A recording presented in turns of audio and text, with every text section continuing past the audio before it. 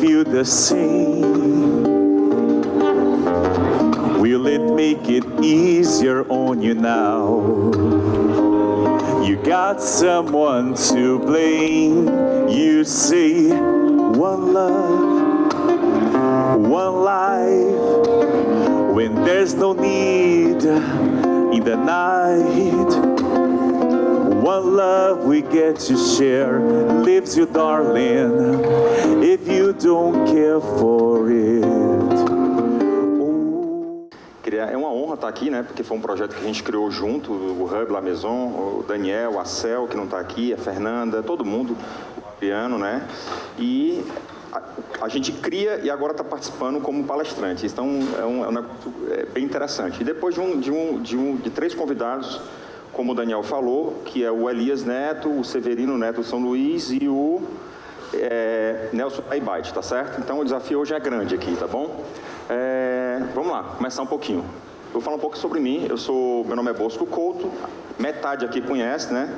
Depois vão receber o pagamento por terem vindo aqui, né? Metade é cliente, né?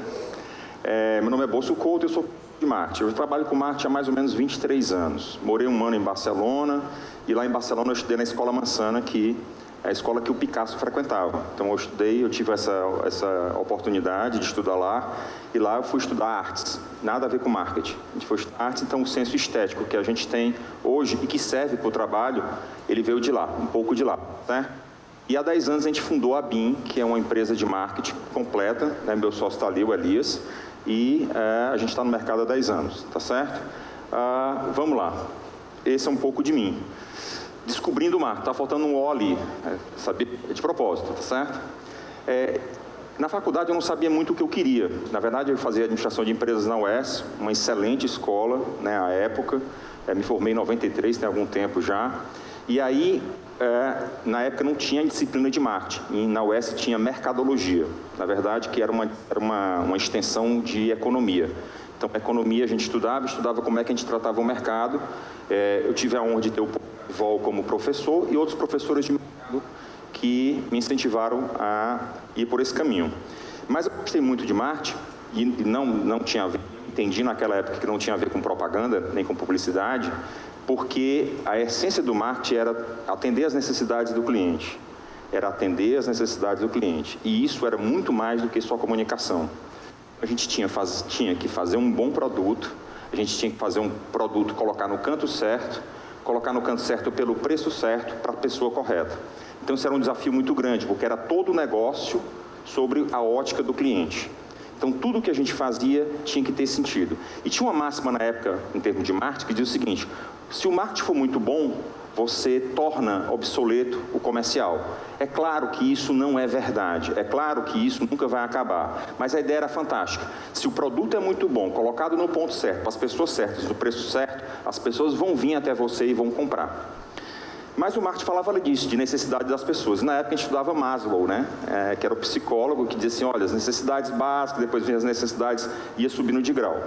E eu me interessei muito para entender um pouco. E aí eu entendi que marketing não se tratava de produto. Marketing não se tratava de produto, marketing se tratava de gente, de pessoas. E aí eu fui estudar como é que essas pessoas decidem os processos, ou como é que elas decidem as vidas delas. Então a gente foi pegar e foi estudar tudo que existia, porque a literatura era muito pouca na época, sobre psicologia, economia comportamental, neurociência, neuromarketing, e a gente foi estudar, isso aqui é um pouco do que a gente estudou, né, para entender como é que as pessoas tomam as decisões. Por que é que elas fazem o que fazem, né? Ok? E aí veio o desafio da palestra de hoje. Em um mundo digital, como gerar confiança e aproximação com clientes? A resposta é sendo humanos. A forma de se aproximar e tornar como fechar negócio é a gente sendo o que a gente é. E que a gente está esquecendo pouco a pouco, né? A gente está entrando numa vibe muito grande de tecnologia, e a tecnologia ajuda muito a gente, mas a tecnologia é uma ferramenta. A tecnologia não é a essência. A essência são as pessoas. Então, o fato de a gente ser humano e agir como humano, entender o outro como humano, é que faz a beleza do marketing. Somos seres sociais, por essência o ser humano é social, ele não se vê só na humanidade, desde o princípio, ele precisa de alguém. Na verdade, o nosso cérebro foi desenvolvido para que isso fosse dessa forma. A gente eu tenho um médico aqui, qualquer coisa ele pode me corrigir, mas a gente tem algumas funções na cabeça da gente que atestam isso, né? A gente tem um negócio chamado neurônio espelho, né?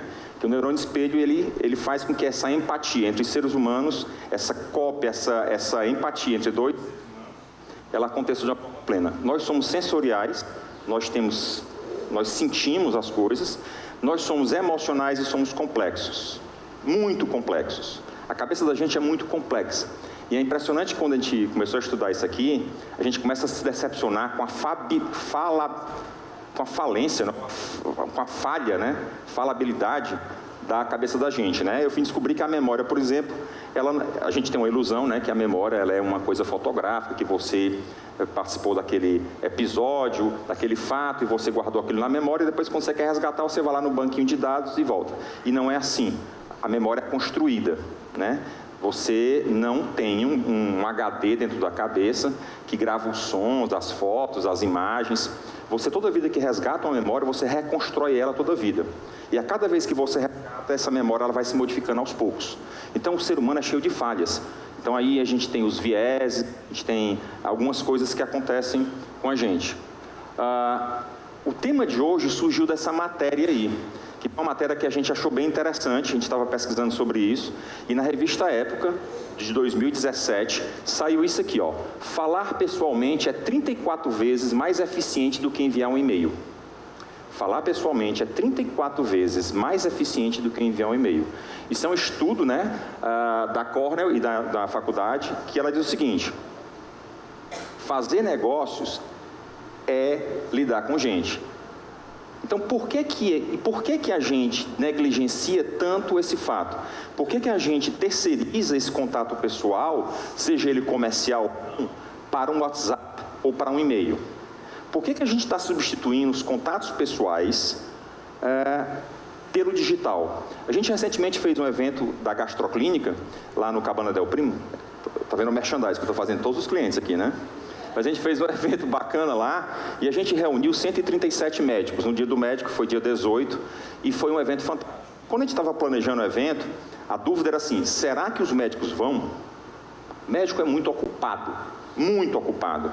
Né? Você tirar um médico do hospital, uma sexta-feira, no dia do médico, 5h30 da tarde, e celebrar o dia do médico, né? Concorrendo com tantos hospitais que devem estar fazendo os seus eventos, e a gente topou esse desafio e fez, e foi um evento maravilhoso, que começou às 5h30 da tarde e terminou 1h da noite, 1h da manhã, não foi isso?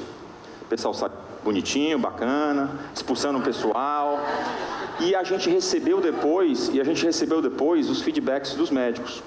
Isso só foi possível porque houve o contato pessoal, porque houve toda uma preparação física, que a gente vai falar um pouquinho mais na frente, do ambiente, para que eles tivessem uma experiência positiva e que essa experiência positiva ela se transformasse em emoção e em sentimento.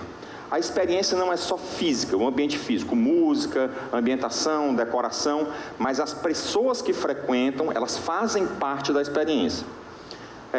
Dentre outros clientes que a gente tem o Cabana del Primo, o Mizaki, né, o Moleskine, tem o Giz, e a gente fala isso quando a gente vai fazer componentes de marketing.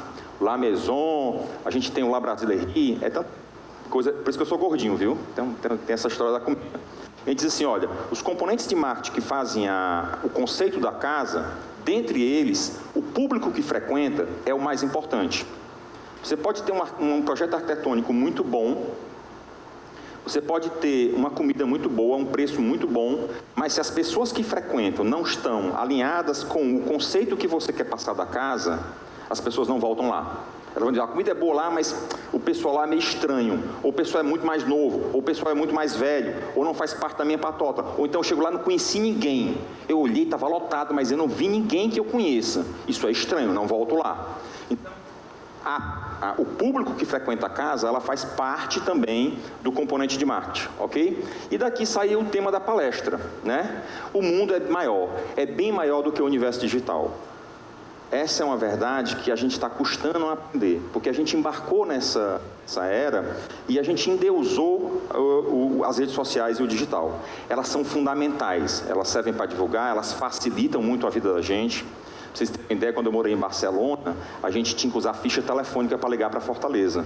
E a gente mandava um postal de papel, levava 14 dias para o postal chegar e mais 14 dias para sua mãe responder, se ela respondesse no mesmo dia. Então a comunicação levava um mês. Uma carta ou um postal leva um mês.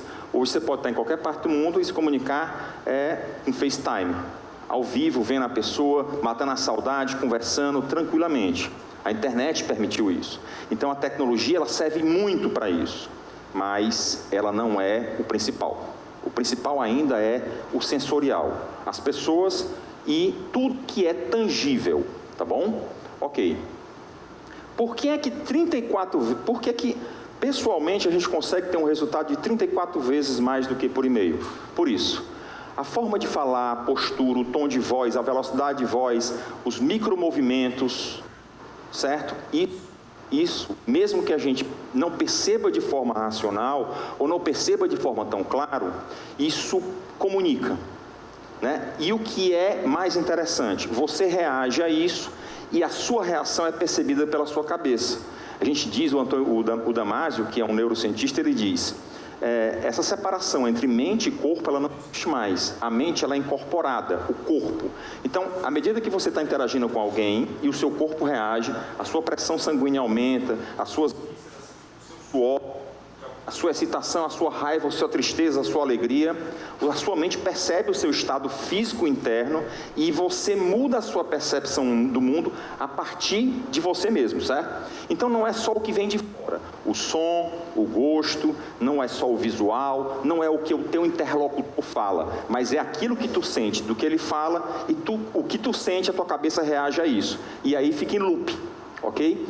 Então, o contato pessoal, ele tem essa clareza, essa posição de ser mais efetiva, porque a comunicação, ela é muito mais do que informação. Quando você passa o e-mail, ali está uma informação. Quando você está olho no olho, né? Pessoalmente, ali estabelece uma comunicação. Não é só o conteúdo do que você diz, mas a forma como você diz, ela impacta naquilo que é percebido como valor. Você pode até escutar uma coisa e perceber outra. Você sabe que uma frase, se eu disser assim, eu te amo, de forma fria, ela tem um peso. Se eu disser eu te amo de forma apaixonada, sorrindo, ela tem outro peso. Na verdade, a ironia se baseia nisso. A ironia é a mesma conexão de palavras ditas de formas diferentes ou num contexto diferente, que faz com que você perceba que aquilo ali não é verdade, é uma ironia. Tá certo? Como é que você vai dar uma ironia escrevendo? É muito mais difícil, ok? Bom, e aí é nosso velho cérebro, né? Queremos ser racionais demais. Achamos que estamos no controle e que todas as nossas decisões são conscientes. Não é bem assim. A história não é bem assim, tá certo? Até porque a gente, resumidamente, a gente tem um sistema que a gente chama de sistema quente, que é o sistema límbico, e a gente tem um sistema frio, que é o neocórtex, que é o córtex pré-frontal. Então a gente tem dois sistemas que agem todo o tempo. O sistema frio, que é o neocórtex e o córtex pré-frontal, ele gasta muita energia e ele é responsável pelo raciocínio e pelo planejamento. Mas ele é preguiçoso. Então ele só é acionado em certos momentos. O sistema límbico e o cérebro reptiliano, não. Qualquer coisa que acontece para que você sobreviva, por exemplo, se eu vi uma cobra aqui, antes de eu pensar que é uma cobra, eu vou dar um pulo, eu vou sair daqui de perto. Eu não preciso raciocinar sobre ela.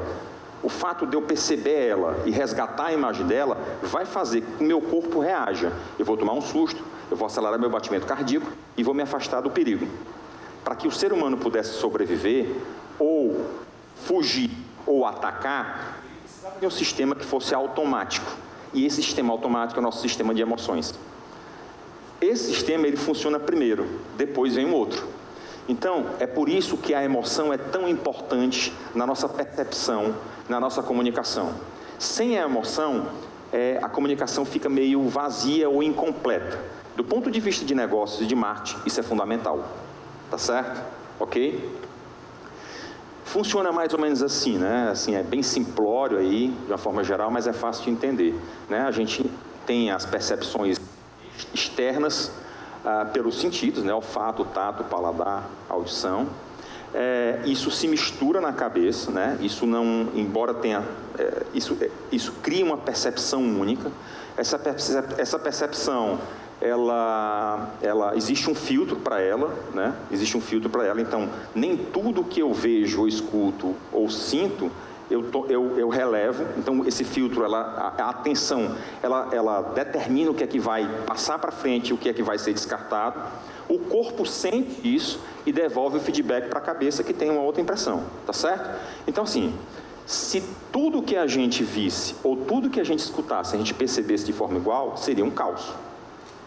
Eu estou falando aqui, vocês estão me escutando, mas tem barulho de talher, tem barulho de alguém mexendo na cadeira, isso aqui você, a sua cabeça diz assim, ó, não, isso aqui eu não vou prestar atenção não, presta atenção no que ele está falando. Num café, num restaurante, por exemplo, é a mesma coisa. O visual é a mesma coisa. Você tem um enquadramento, você não vê tudo, aliás, você vê tudo, mas não percebe tudo, tá certo? Ok? Pessoalmente, todos os sentidos são ativados e, além disso, a adaptação do tempo é o que eu falei. Aquilo que você fala e aquilo que o interlocutor fala numa comunicação pessoal interfere na sua reação. Ok? É por isso que, pessoalmente, ela tem uma relevância mais importante. Vamos lá, 6 pontos que, de uma forma geral, resumem um pouco do que a gente está falando. A comunicação não verbal, ela impacta na comunicação, é por isso que o presencial é tão importante. O poder do contexto. O poder do contexto é muito importante. O que é isso? O fato de eu estar falando com vocês aqui no Hub, no Mesamis, isso tem uma percepção diferente se eu estivesse falando com vocês numa mesa de bar. Eu poderia estar falando a mesma coisa que eu estou falando agora, mas como seria numa mesa de bar, a sua percepção seria alterada, tá certo? Porque o contexto aqui é diferente. Quando você toma uma taça de vinho no restaurante, existe um contexto, né? O contexto todo, aquilo que altera e interfere na sua percepção. Se eu tomo um vinho na minha casa, eu tenho uma outra percepção, é claro, tá bom? As simbologias, né? A gente tem para facilitar, a gente cria atalhos, e esses atalhos, eles são importantes para a gente avaliar as coisas. Vou dar um exemplo sobre isso, certo? Falei do vinho. Eu ia fazer uma brincadeira hoje aqui, mas não deu tempo não. Eu ia copo de plástico para vocês e prato de plástico para vocês. E garfinho de plástico, mas aí eles não tem as tartarugas, não dá certo, não. Mas aí assim, será que a comida ia ter o mesmo sabor e o vinho ia ter o mesmo sabor se vocês tomassem num copo de plástico? Mesmo que fosse o mesmo vinho, por que não? Por que não? A comida ia ficar com gosto diferente? Ia porque você ia já com a expectativa diferente. E essa expectativa altera a percepção que você tem do produto. Quando você vai para um evento, quando você vai para uma palestra, quando você vai para um seminário, quando você toca num booklet, por exemplo, sua percepção é outra. Alguém me disse assim, cara, mas será que eu preciso fazer um material gráfico com o Fernando ali? Precisa. Será que eu não posso mandar só um e-mail, um WhatsApp? Será que eu posso fazer num papel qualquer? Não. Porque o tato, o peso, o toque fazem com que você perceba aquele material de forma diferente. A leitura que você vai ter daquele material vai ser outra. E mais, tem gente que nem vai ler o material. Tem gente que nem vai ler o material, mas só pelo fato de ser um material bom vai dizer assim, eu vou fazer uma inferência e uma dedução que aquela empresa é boa, porque ela faz coisa boa. Você sabe quanto tempo gasta a Apple para fazer a caixa do iPhone? Ela pensa quanto tempo você vai levar para fechar e abrir a caixa do iPhone. Não pode ser rápido demais, nem lenta demais. Então, existe uma experiência sensorial na abertura da caixa do iPhone. Alguém tem a caixa do iPhone em casa? Pode entregar, viu? Eu tenho umas 4, mais ou menos. Certo? Que eu acho lindo aquele negócio ali. Certo? Se você fica com 3 anos com o telefone, a caixa do iPhone você vai ter uma experiência uma vez. Mas ela é importante para o contexto. A sacola da joia é importante para o contexto. Então, acredite, a gente não pensa só com o racional. O toque, o cheiro, a visão, o olfato, o paladar, eles são importantes na percepção de valor. É por isso que estar presente, se fazer presente, fazer evento, conversar com as pessoas, se reunir no restaurante, se reunir no café, ter um material bacana, isso faz a diferença. Se prender só ao digital é ser reducionista. ok? Eu pulei aqui alguma coisa, né? Nossas classificações e nossas memórias. Não, tudo bem. A emoção é corpicada, o Damásio já falou isso, né? Sentimos com o corpo, nossa mente é encarnada, né? Então, assim, hoje não existe muito essa separação, né? A gente encarna essa percepção, ok? E aí, o último slide de texto, que eu vou fazer uma brincadeira com vocês, mas é isso aqui. Uma coisa que a gente tem que perceber como marketing é isso. Não é o que você entrega. Não é o que você entrega. A gente tem uma preocupação muito grande de cumprir tarefa. Bater a meta, cumprir a meta. Fazer uma tarefa. Cara, não é isso. Se o marketing é entregar e satisfazer as necessidades das pessoas, o que eu tenho que fazer é me preocupar com o que a pessoa recebe. Entendam bem, não é o que eu entrego, é o que ela recebe. Pensem sempre isso. Pense isso na vida pessoal, com os filhos, com a esposa, com o marido, com o namorado, e pense isso na vida profissional. Tá certo?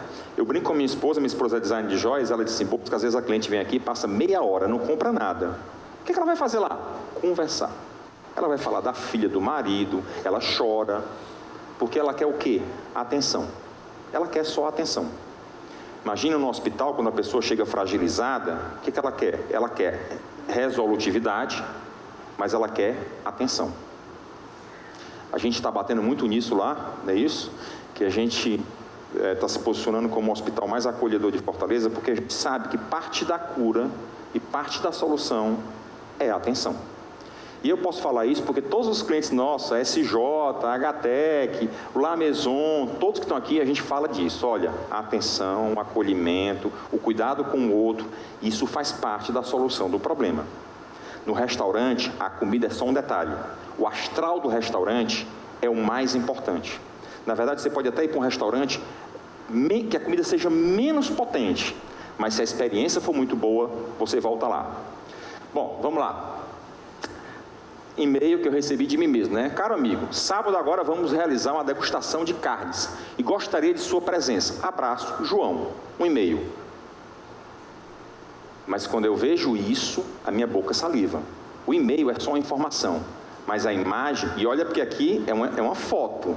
Isso aqui não é um vídeo, nem eu estou sentindo o cheiro da carne, nem o barulho da carne assando, nem a cerveja gelada sendo aberta.